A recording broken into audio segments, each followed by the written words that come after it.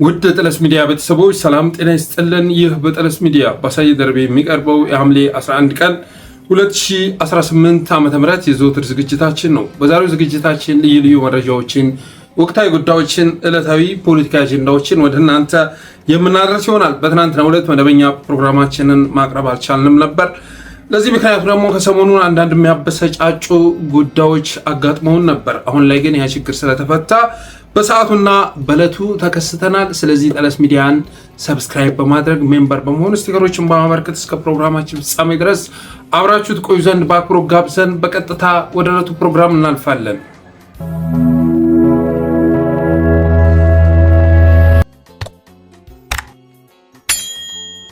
በመጀመሪያ ያሉንን አጫጭር መረጃዎች ወደ እናንተ ስናደርስ በአዲስ አበባ ስምረቶች የጠሩት ብልጽግናዎች ያዘጋጁትና ኢዜማዎች ድጋፋቸውን የገለጹለት የተቃውሞ ሰልፍ በዛሬው ዕለት ተካሂዷል። በዚህ ሰልፍ ላይም የሰላማዊ ሰልፍ ናፍቆት ያስረቀረቃቸው የአዲስ አበባ ነዋሪዎች አጋጣሚውን ተጠቅመው የሰልፍ አምሮታቸውን ቢወጡም የተሳታፊው ቁጥር ግን የተገመተውን ያህል ሳይሆን ቀርቷል። በሌላ መልኩ ደግሞ በሶሻል ሚዲያው መድረክ ህወሓት ያላንዳች ተከላካይ በፕሮፓጋንዳ ይቀጠቀጥ ይዟል። በፕሮፓጋንዳውና በሚዲያው ዘርፍ የአማራ ልሂቃንን መቋቋም እንደተሳነው በሚገልጽ መልኩ ትግሉ እኮ ሚዲያ ላይ እንጂ ሜዳ ላይ የለም በማለት በጄኔራሎቹ በኩል የሚለፍፈው ኦህዴድ አገዛዝ የፕሮፓጋንዳ ብልጫውን ወስዶ የህወሓቶችን ምስል በጀሚናይ እያቀናበረ ይዘምትባቸው ይዟል። ከዚህ ጋር በተያያዘ በአንድ በኩል በትግራይ ወጣቶች ላይ የሚደረገው አፈሳ ይቁም በሚል ተቃውሞ የትግራይ ወጣቶች ካፈና እያመለጡ ወደ አዲስ አበባ እንዲመጡ ሲቀሰቅስ የታየው አገዛዝ፣ በሌላ በኩል ደግሞ በአዲስ አበባ የሚኖሩ ተጋሮች ጽምዶች ናቸው፣ ሰላዎች ናቸው በሚል የጥላቻ ንግግር እብዶቹን አሰማርቶ ተጋሮችን የማሳቀቅና የማስጨነቅ ተግባሩን አጠናክሯል። ከአማኑኤል አስመልጦ የሚዲያ ስምሪት የሰጣቸውን ወፈፌ መሰል ሰዎችን አንደበት በመጠቀም የሁላችንም በሆነችው አዲስ አበባ ከተማ በሚኖሩ ተጋሮች ላይ ጸረ ሕዝብ ቅስቀሳ ማድረጉን አጧጡፏል። ለብሔራዊ ደህንነትና መረጃ ኃላፊ ለተከበሩ ሬድዋን ሁሴን መረጃ ማስተላለፍ ፈልጋለሁ። እዚህ አዲስ አበባ ውስጥ ጽምዶ አለ። እዚህ አዲስ አበባ ፍንፍኔ ውስጥ ወያኔዎች የተደራጁ የተለያዩ እንቅስቃሴዎች እያደረጉ ነው ያሉት። እንዲሁም ወያኔን የሚደግፉ ባለሀብቶች እዚህ ፍንፍኔ አዲስ አበባ ውስጥ አሉ። መረጃ መስጠት ካስፈለገ በቂ መረጃ ከማስረጃ ጋር መስጠት ይቻላል። ስለዚህ እንቅስቃሴያቸው በትኩረት ክትትል እንዲደረግበት እርምጃ እንዲወሰድ ለማሳሰብ እወዳለሁኝ። ታሞ ከመማቀቅ አስቀድሞ መጠንቀቅ። ከዚህ በፊት የኢንሳ ኃላፊ የነበረው ዶክተር ሹመቴን ከፕሮፌሰር ፍቅሬ ቶሎሳ ጅግሳ ጋር በመሆን ወያኔ በሰሜኑ ሀገራችን ክፍል ጦርነት ከመክፈታቸው በፊት መረጃ ለአንድና ለሁለት ሰዓት ያህል ከፕሮፌሰር ፍቅሬ ቶሎሳ ጋር ሆነን ሰጥተን ነበር። እርምጃ ባለመውሰዱ ጥፋት መጥቷል።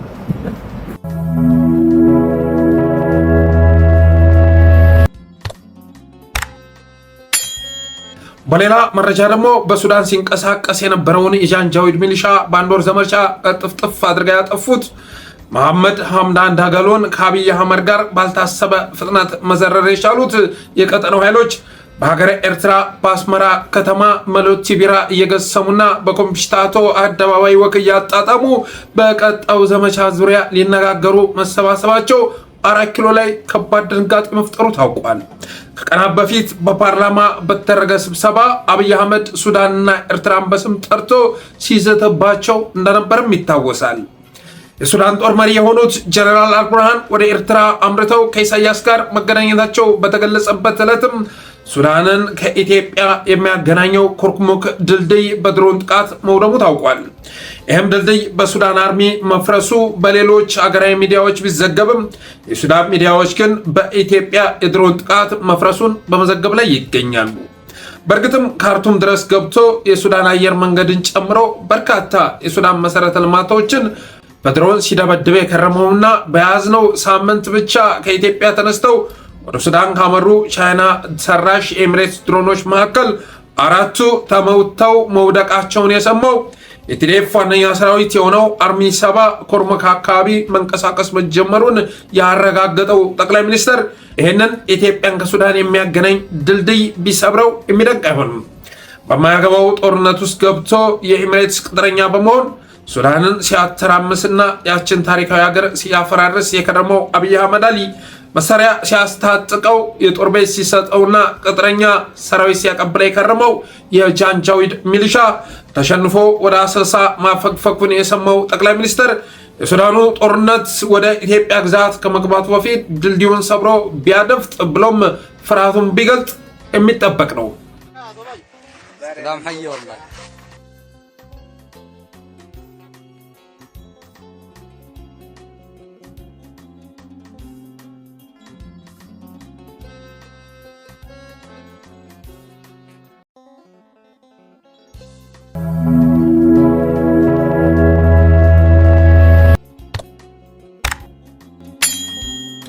የአራት ኪሎ አገዛዝ አዲስ አበባ ላይ 4000 ሰው ሰብስቦ የኢትዮጵያን ችግር በመከከር እየፈታው ነው በሚልበት ወቅት ላይ የኦሮሚያ ክልሉ ፕሬዝዳንት አቶ ሽመልስ አብዲሳ ሌላ መከከር የሚያስፈልገው ንግግር አድርገዋል። ከዚህ በፊት መስቀል አደባባይ በተከበረ የኢሬቻ በዓል ላይ አብይ አህመድ ትዕዛዝ የሰበሩን ቦታ ሰብረናቸዋል የሚል ፉከራ ያሰሙት አፋቸው በተከፈተ ቁጥር አማራና አማርኛን አዳክመነዋል እያለ የሚቀጥል አስጠንጋጭ ንግግር በማድረግ የሚታወቁት አቶ ሽመልስ አብዲሳ አማርኛን ያዳክማል ተብሎ የሚጠበቀው አገራዊ ምክክር እየተደረገ ባለበት ወቅት ላይ ኦሮሚያን ለማፍረስ የቅኝ ግዛት ዘመን ትንቢት የሚያነበንቡ አሉ። ይሁንና ግን የኦሮሚያን ማፍረስ ማየት የሚችሉበት በዚህ ምድር ላይ ሞተው ሲነሱ ብቻ ነው። ከዚህ ውጭ ኦሮሚያ እየተገነባች እየጠነከረች ያበበች መሬት ይዛ መሰረት ይዛ ትቀጥላለች በሚል ንግግር የምክክር ኮሚሽኑ የያዘውን የክልሎች አወቃቀር አጀንዳ ተቃውመውታል። ምክክሩ በተጀመረበት ዕለት የኦሮሚያ ተወካዮችን ለብቻ የሰበሰበው አቶ ሽመልስ አብዲሳ አዲስ አበባ ወይም የፊንፊኔ ጉዳይን አሳልፈው እንዳይሰጡ የክልል መልሶ ማዋቀርን እንዲቃወሙ ማሳሰቡም ተሰምቷል።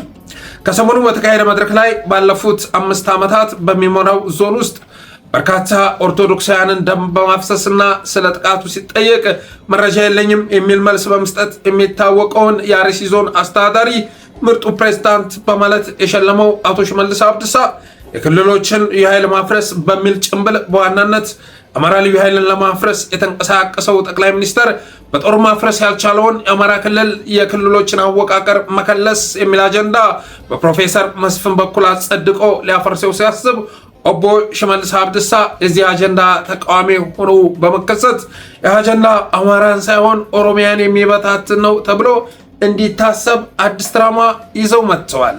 ቃም ነደዳ ሀዊ ጉዳን እንዲቀቡ ኦሮሚያ ዋን ጀደሙ አርጉ አቡዳ ከመርባዳ ነምኒ ኦሮሚያ ዋን ጀደሙ አርጉ አቡ የኮሚሽኑ መስራቾችም የኮሚሽነሮቹ ሻሚዎችም ያጀንዳው ባለቤቶቹም አስጠቂዎቹም እሳቸውና አለቃቸው መሆናቸው ቢታወቅም 4 ኪሎ ያሉትን ጠቅላይ ሚኒስትር ይሁን የምክክሩን ኮሚሽነር ቀኝ ገዢዎች ብለው የጠሩት አቶ ሽመልስ አብዲሳ የኦሮሚያ ብሔርተኛ ስልጣን በያዘበት ሁኔታ የክልሎች መበታተን የሚጎዳው እንደ ባላንጣ የሚቆጠረውን አማራ ክልልን መሆኑ እርግጥ ቢሆንም እርሳቸው ግን እንደ ህወሓት ሁሉ ምክክሩንም አጀንዳውንም አልቀበልም የሚል መልእክት ሲያስተላልፉ የሚሰማበት ቪዲዮ ቆርጠው በመላክ የምክክሩ ተቃዋሚ መስለው ለመታየት ሞክረዋል።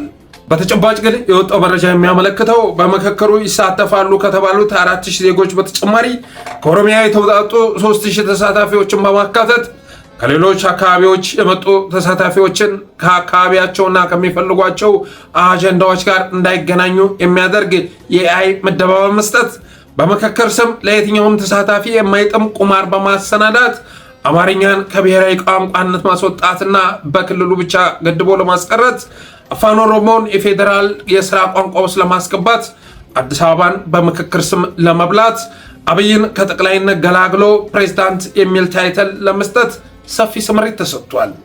ይህም የመድረኩ አካሄድ ከምክክር ይልቅ በቁማር የታጀበ መሆኑ የተረዱ ተሳታፊዎች በዚህ መልኩ በመድረኩ ላይ ልንሳተፍ አንችልም በማለታቸው የተነሳ እስካሁን ምክክሩ አለመጀመሩ ታውቋል።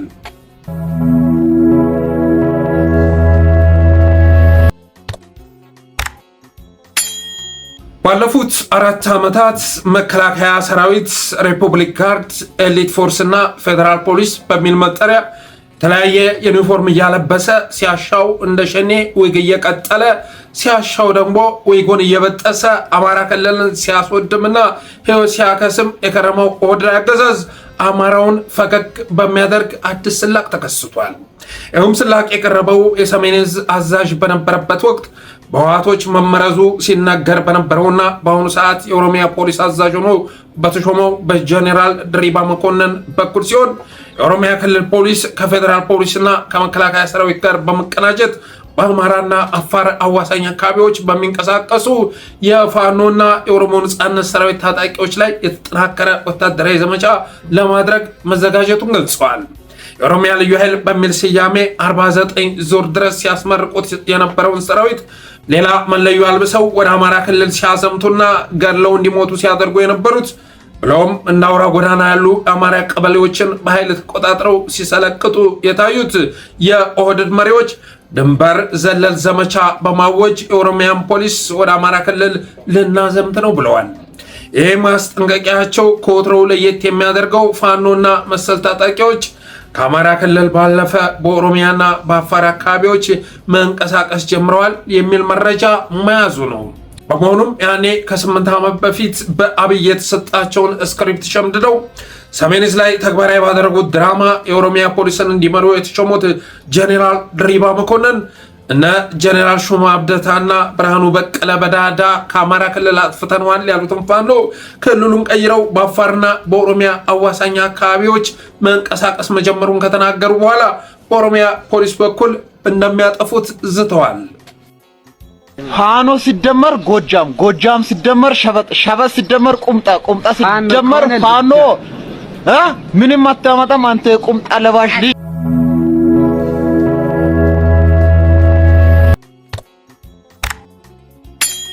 ለኢትዮጵያ ዘመን ተሻጋሪ ችግሮች ዘላቂ መፍትሄ ያዋልዳል እያለ አገዛዙ በሚያወራለት የምክክር መድረክ ላይ አራስ ልጅ መገላገል የቻለች እናት ስሙን ምክክር በማለት እንደጠራችው ፋና ቴሌቪዥን ዘገበ።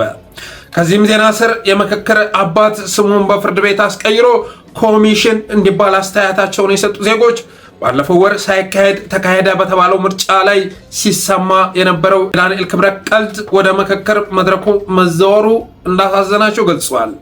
በምርጫው ወቅት ላይ ጤነኛ የሆነ ሰው በምርጫው እንዳይሳተፍ የተከለከለ ይመስል ሁለት እጁን ያጣ አካል ጉዳተኛ አፉን በመጠቀም መረጠ።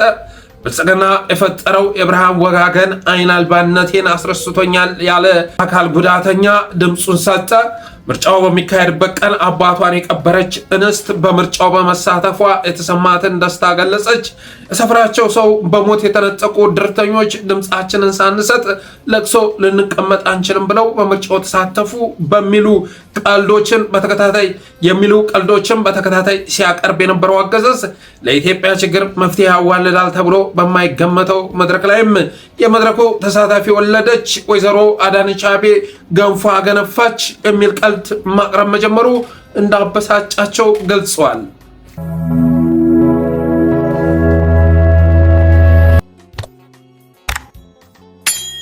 ከዕለቱ የመረጃ ፕሮግራማችን ወደ ዕለቱ ትንታኔ ስንሸጋገር በደጋዳሞት ፈረስ ቤት አካባቢ ከባድ ውጊያ እየተካሄደ መሆኑ ታውቋል። ይህም ውጊያ ከቀናት በፊት የጀመረ ሲሆን በአራት ጄኔራሎች የተመራ መሆኑ ተረጋግጧል። በሌተናል ጄኔራል መሐመድ ተሰማ፣ በሜጀር ጄኔራል ተስፋዬ ረጋሳ፣ በብርጋዴር ጄኔራል መላኩ ገላነህና በብርጋዴር ጄኔራል ሶፊያን በክሪ የተመራ ዘመቻ እየተካሄደ መሆኑን የጥለስ ምንጮች ገልጿል። እስካሁን ድረስም ውጊያው ቀጥሏል።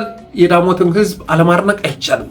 የፈረስ ቤት የዳሞትን ህዝብ አለማድነቅ አይቻልም። ቴዎድሮስ ዕዝን አለማድነቅ አይቻልም። ባለፉት 6-7 ቀናት እንግዲህ በተከታታይ በእነዚህ አራት ጄኔራሎች የሚመራ ታንክ፣ ትልልቅ ከባድ መሳሪያዎች ጭምር ትምሪት የተሰጠበት ውጊያ እየተካሄደ ቢሆንም ከተማቸውን ላለማስያዝ እስካሁን ድረስ ከባድ ተጋድሎ እያደረጉ ይገኛሉ።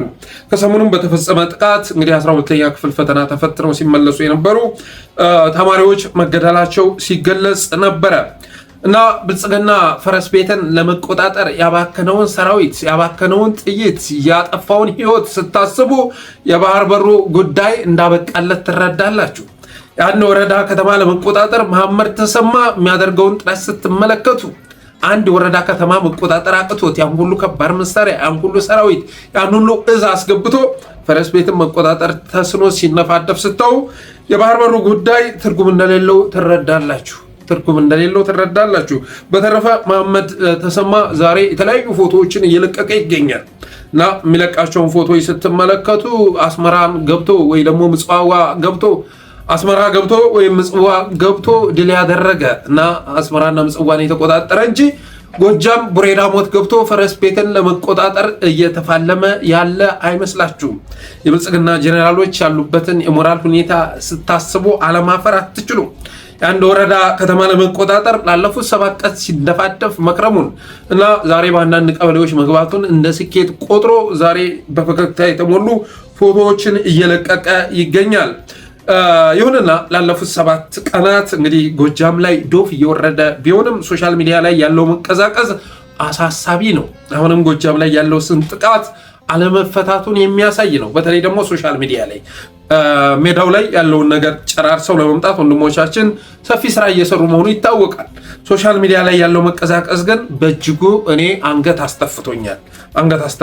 ተገቢም አይደለም። እንግዲህ የአማራ የሳይበር አርሚ 60 ሺህ የብልጽግና የሳይበር አርሚ ተሰማርቶ እንኳን ሊሸነፍ ያልቻለ እና የፕሮፓጋንዳ የሚዲያ ትግሉን ማስቀጠል የቻለ የበላይነቱን ወስዶ ማለት ነው መሆኑ ይታወቃል። ሰሞኑን ተመልከቱ እስቲ ህወሓትን በባዶ ሜዳ የሚቀጠቅጠው አገዛዝ ላለፉት ዓመታት ግን በተበታተነ መልኩ የምናደርገውን የአማራ ልጆች የምናደርገውን የሚዲያ ትግል ፕሮፓጋንዳ ትግል መቋቋም አልቻለም። 60 ሺህ የሳይበር አርሚ 60 ሺህ በወር አበል እየከፈለ የብዙዎችን አካውንት ከፍሎ እያዘጋ ድምፅ አልባ ለማድረግ ጥረት ቢያደርግም አማራዎችን በሚዲያው ትግል በፍጹም ሊበልጣቸው አልቻለም።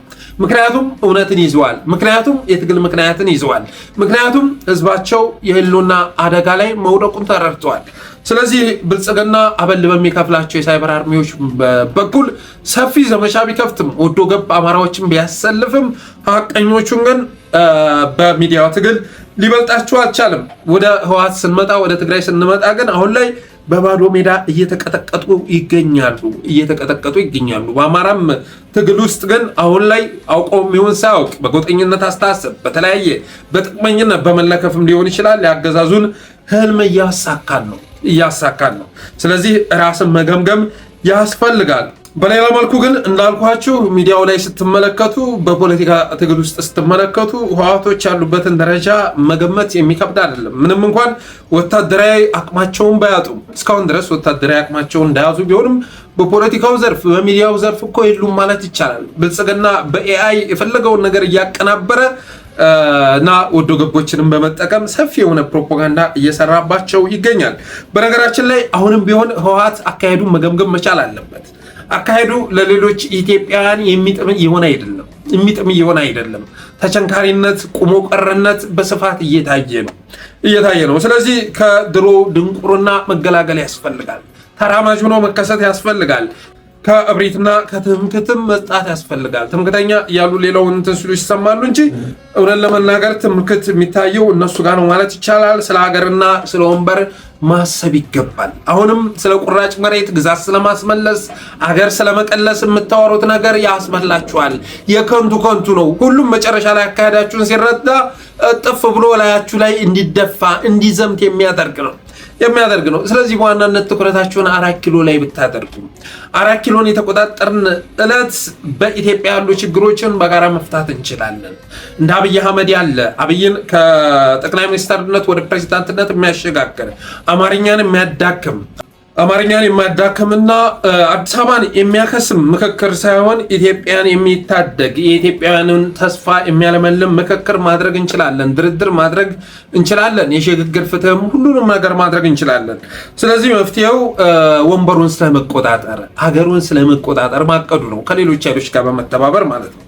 ከዛ ውጭ ግን ከግዛት ማስመለስና ከሀገር መቀለስ አጀንዳ መውጣት ያስፈልጋል።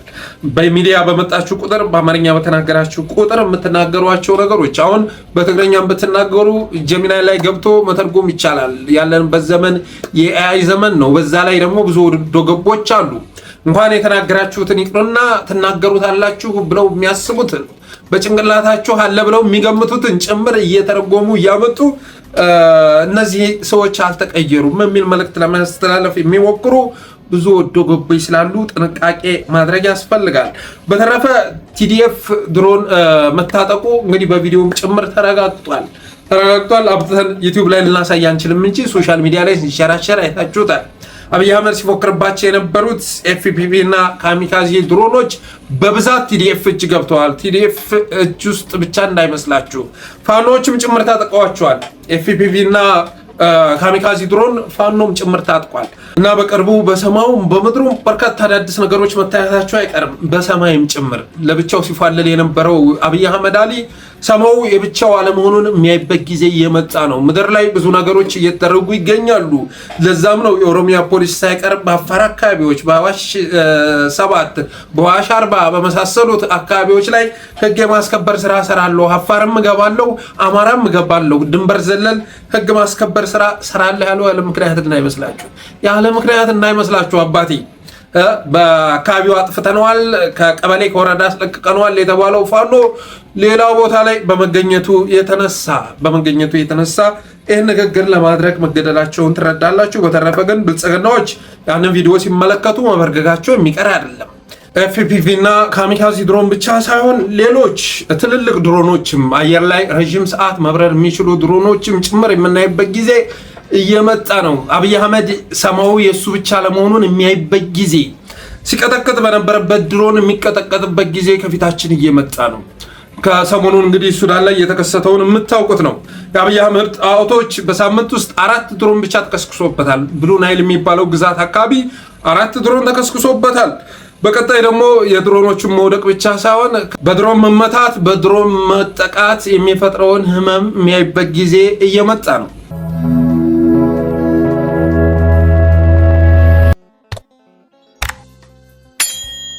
ሌላኛው ርዕሳችን በአብይ አህመድ ተገቢነት የሌለው ቃላትና እጅግ አሳፋሪ የሆነ ድርጊት ጥቃት በመሰባሰብ ላይ የሚገኙትን የቀጠናው ኃይሎችን ይመለከታል። በትናንትናው ዕለት ጄኔራል አልቡርሃን ኤርትራ መግባቱ አስመራ መግባቱ ተረጋግጧል። ከሳምንት በፊት አብይ አህመድ በፓርላማ ባደረገው ንግግር ላይ ኤርትራና ሱዳንን ቀርቶ ሌላውንም ሰብስባችሁ ብትመጡ ልታሸንፉን አትችሉም፣ ልትመክቱን አትችሉም በማለት ሲጎርር ነበር። እስኪ አብይን ንግግር ሰምተነው እንመለስ። ሞክረዋል። ከሁሉ የከፋው አሁን በርካታ የትግራይ ልጆች በጉልበት ታፍሰው ሱዳን ላለው ጦርነት ተሽጠዋል። በእኛ በኩል ግን ዝግጅቱ ኢትዮጵያ የሰላሟ መደፍረስ ምንጭ የት እንደሆነ ስለምናውቅ ከምንጩ የሚነሳውን ማንኛውም ትንኮሳ ለመከላከል የሚያስችል ቁመና በመፍጠር ላይ የምንገኝ መሆኑን ለተከበረው ምክር ቤት መግለጥ እፈልጋለሁ። እንኳን ሻዕቢያና ወያኔና ሱዳን ሌላም ቢጨመር በኢትዮጵያ ሉዓላዊነት ቅንጣት ታክል ስጋት የለም። ቅንጣት ታክል። በዚህም መሰረት እንግዲህ ጄኔራል አልቡርሃን በትናንትናው ዕለት አስመራ ገብቷል። ይሁን በፎቶ ተደግፎ የወጣ ነው። እነ ሱዳን ትሪቢዩንም ጭምር እየዘገቡት ይገኛሉ። ከቀናት በፊት አብይ አህመድ የተናገረውን ንግግር ዋቢ በማድረግ ኢሳያስ አፈወርቂና ጄኔራል አልቡርሃን ተገናኝተው እየመከሩ ይገኛሉ። ኢትዮጵያ 4 ኪሎ ቤተመንግስት ስላለው መንግስት አሁን ላይ የሱዳን ጉዳይ እልባት እያገኘ ስለሆነ ትናንትና እንደውም የተቃለለ ሪፖርት ወጥቷል። በተለያዩ የሱዳን ግዛቶች ላይ የሱዳን አርሚ ወይም ሳፍ የሚባለው ማለት ነው ያስመዘገበውን ድል የሚገልጽ ጠቅለል ያለ ሪፖርት ወጥቷል። ስለዚህ የሱዳን ጉዳይ እየተዘጋ ያለ በመሆኑ የተነሳ አሁን ላይ የአርሚ ሰባ የሚባለውም የሱዳን አርሚም ጭምር ኢትዮጵያ ኩርሙክ ውስጥ ገብተው እየተንቀሳቀሱ ይገኛሉ። አብይ አህመድ ቢጨንቀው በትናንትናው ዕለት ድልድዩን ሰብሮታል። ገትቶ ኢትዮጵያን የማይመለከታት ጦርነት ውስጥ ካስገባት በኋላ የኤሚሬትስ ቅጥረኛ ሆኖ $4 ቢሊዮን ተቀብሎ ሱዳንን ሲያተራምስ እና ሱዳን ውስጥ ገብቶ እልቂት ሲፈጽም ከከረመ በኋላ አሁን ላይ ጦርነቱ ሊገባ ሲል ድልድይ ወደ መስበር ገብቷል። በነገራችን ላይ ከሰሜኖች ጋር ተካሂዶ በነበረው ውጊያ ላይ ከሰሜኖች ጋር ተካሂዶ በነበረው ጦርነት ላይ ድልድዮች ፈረሱ፣ ምን ፈረሱ እየተባሉ ሲሰሩ የነበሩ ፕሮፓጋንዳዎች መለስ ብለው ሲታሰቡ በወዲድ የፈረሱ መሆናቸው ተረጋግጧል። ካፈረሰ በኋላ አፈረሱት እያለ ሲለፍፍ እንደነበር ተረጋግጧል። ስለዚህ በአሶሳ በኩል በኩርሙክ በኩል ከባድ የሆነ ጥቃት እየመጣ መሆኑን የተረዳው ጠቅላይ ሚኒስትር በትናንትናው ዕለት በድሮን የኩርሙክ ድልድይን እንዳፈረሰው ተሰምቷል። የኢቲቪ የፋናና የኢዚያ ዘገባ እንደምታዩት ጽምዶ የሚል ሆኗል። ሌላ ርዕስ አጥተዋል ማለት ይቻላል። የአብይ አህመድ ጭንቀት በፋና በኢዚያና በኢቲቪ እየወጣ ይገኛል። እዛ ላይ የሚወጡ ዘገባዎች በአጠቃላይ የአብይ አህመድ ፍርሃቶች ናቸው፣ የአብይ አህመድ ጭንቀቶች ናቸው። የአክሱምን ሐውልት እንደምታዩት ሰነጣጥቀው ከነ ደብረጽዮን ጀርባ ሰነጣጥቀው በኤአይ አውጥተውታል።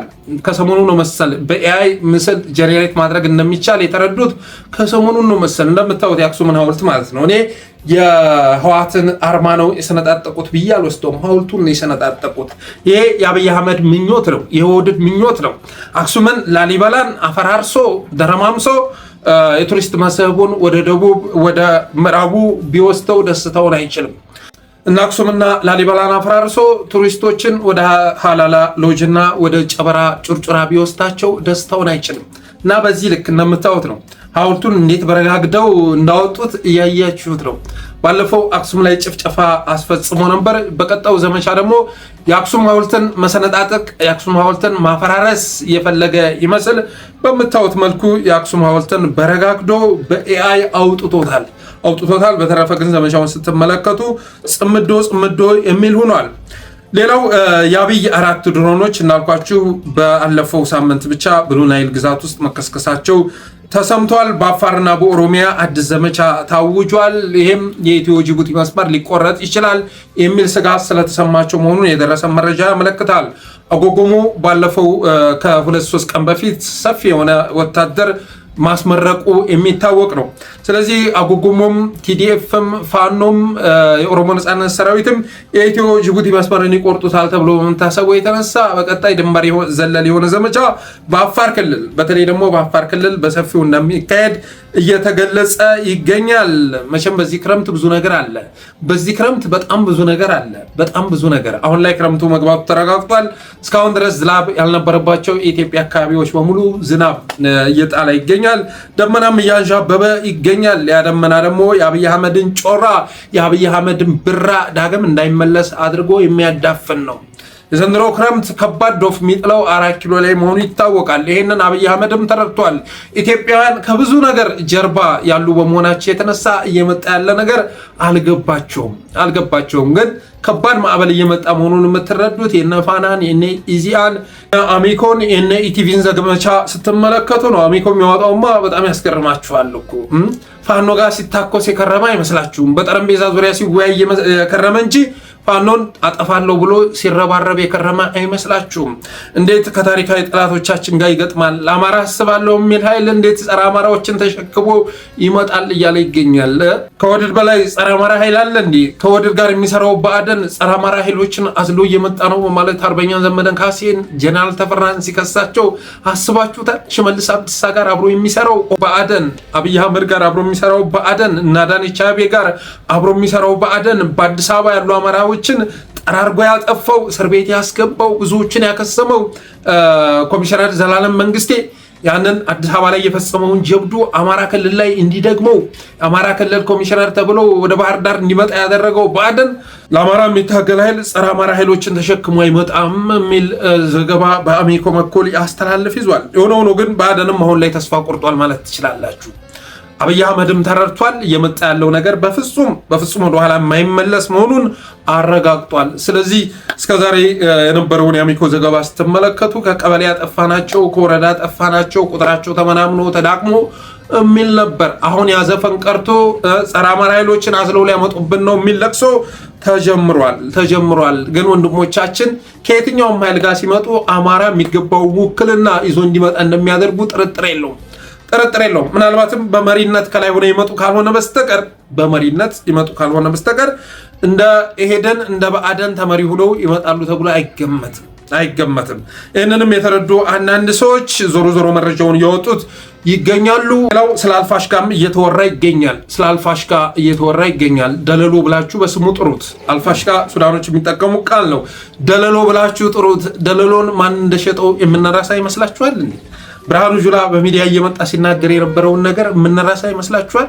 አብይ አህመድ ለቁራጭ መሬት ብለን ከጎረቤቶቻችን ጋር ወደ ጦርነት አንገባም እያለ ኬዙን ሲያድበሰብሰው እንደነበር የምንዘነገው ይመስላችኋል? ወልቃይት ላይ ያለው ብአዴን ወልቃይት ከተመለሰ አልፋሽጋ ደለሎ ቢሸጥም ችግር የለውም በማለት መናገራቸውን የምንዘነጋ ይመስላችኋል? የደለሎ ጉዳይ ላለፉት ጊዜያት ርዕስ እናደርገው ከወልቃይት አካባቢ ሲያጋጥመን የነበረውን ተቃውሞ የምናውቀው እኛ ነን። አንተ የወያኔ ተላላኪ ሱዳን ጋር የምንታኮስ መስሎ ከሆነ ተሳስተሃል ሲባል ነበር። ስለ ደለሎ መታገል የወያኔ ተላላኪነት ነው። በአንድ ወቅት ስለ ወልቃይትም ስንናገር ባለቤት አለው አርፋችሁ ተቀመጡ ሲሉን የነበሩ ኃይሎች ስለ ደለሎ ስንሟገትም እንዴት ተወሮ ዝም ይባላል ስንልም የወያኔ ተላላኪ ነህ። አሁን ላይ ብቸኛ ጦርነታችን ከወያኔ ጋር ነው። ስለዚህ ግዛታችንም ተመልሷል፣ የግዛት ጥያቄ የለንም እያሉ ሲያነበንቡ እንደነበረ የምንዘነጋው አይደለም። አሁን ላይ ግን ከሱዳን የሆነ ኃይል ይመጣል ተብሎ በመታሰቡ የተነሳ ሱዳንን ካርቱም ድረስ ገብቶ ሲያምስ የከረመው ጠቅላይ ሚኒስትር እንደገና ያ ጦርነት ወደ እሱ ምድር እየገባ መሆኑን ተረድቶ የአልፋሽጋ ደለሎን ካርድ ስቦታል። የአልፋሽጋ ሴራዎች በሚል ርዕስ በፋና በኢቲቪ እነዚህ አይነት ፕሮፓጋንዳ እየነዛ ይገኛል። የጎንደር አማራን እንደገና ዝመት መከት አንከት ብሎ ሊቀሰቅስ ማለት ነው። የትኛውም ጠላት የትኛውም ስጋት ቢመጣ እንኳን ከአብይ አህመድ ኋላ ተሰልፎ የሚዘምት አማራ ሊኖር አይችልም። ምክንያቱም ለኢትዮጵያም ሆነ ለአማራ ከአብይ አህመድ የበለጠ ጠላት እንደማይኖር ተረጋግጧል። ከአብይ አህመድ ከነሽመልስ አብዲሳ የባሰ ጠላት የባሰ እኩይ ፍጥረት ከየትኛውም የስጋት ቀጠና ሊመጣና የማይችል ኢትዮጵያውያን ተራድተዋል።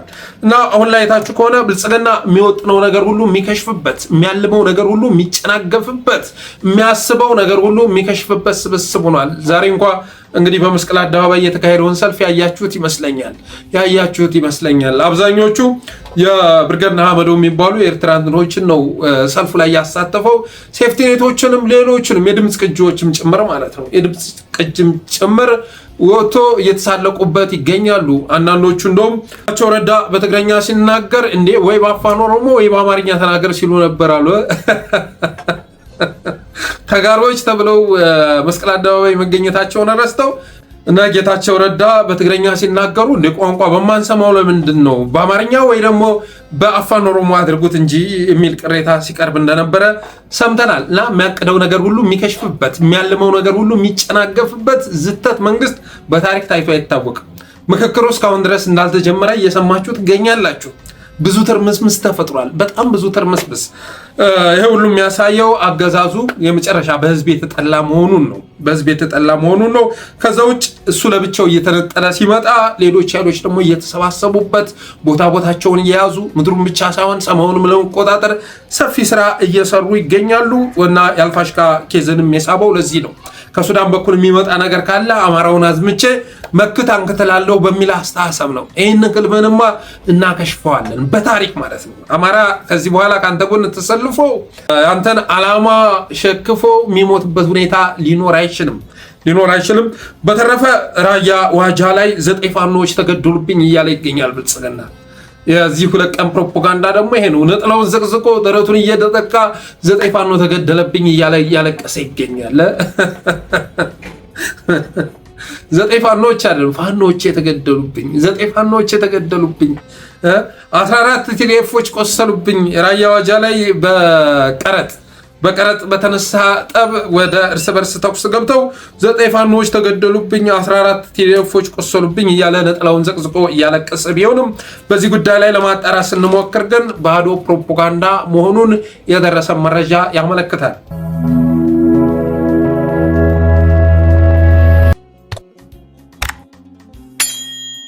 ሌላው ወደ ምክክር አጀንዳ ስንሸጋገር እነ ፕሮፌሰር መስፍን አርአያ እያካሄዱት ያለው ምክክር ተሳታፊዎች አዳራሽ ውስጥ መግባት የተከለከሉበት መሆኑ ተረጋግጧል።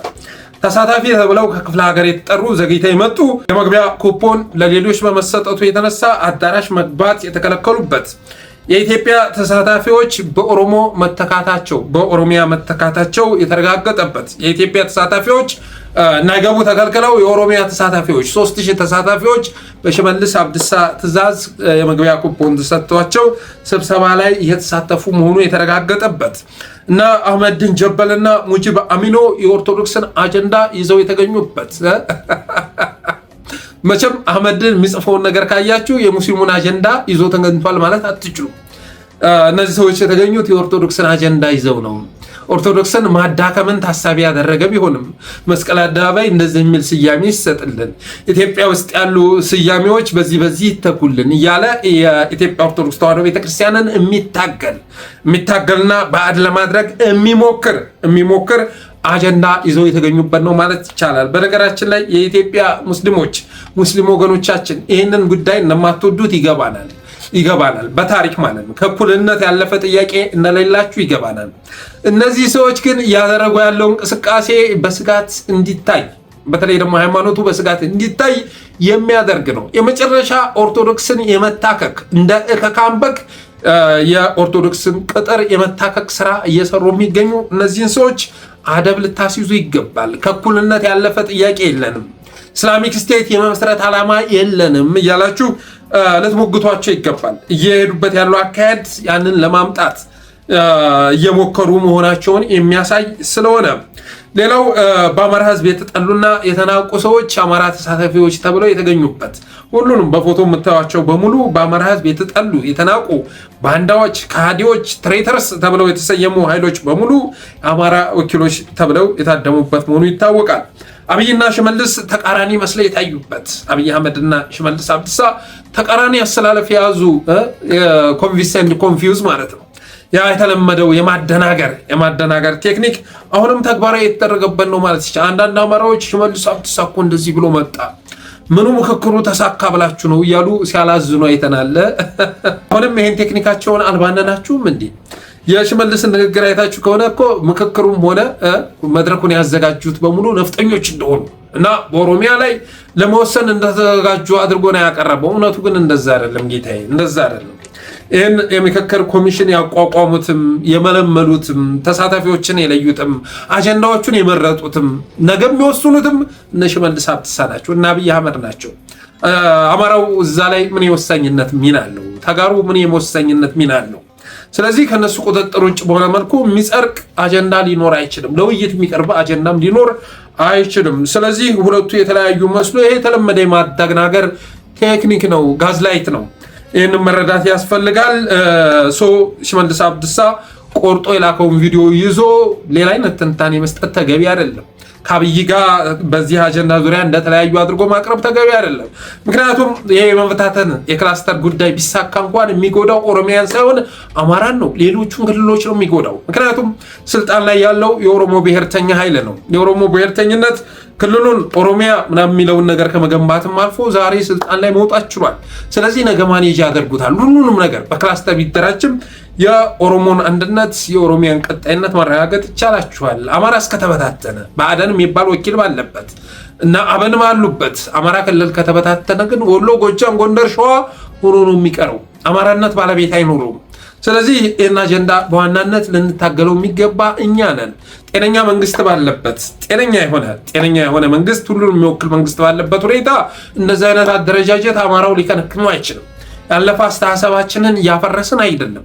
አብዛኛው የአማራ ኤሊት ኢትዮጵያኒስቱም ይህን ይፈልገዋል። የጠቅላይ ግዛት አስተሳሰብን ይፈልገዋል። የክፍለ ሀገር አስተሳሰብን ይፈልገዋል። ያ ግን ተግባራዊ መደረግ ያለበት ጤነኛ መንግስት ባለበት ሁኔታ ነው።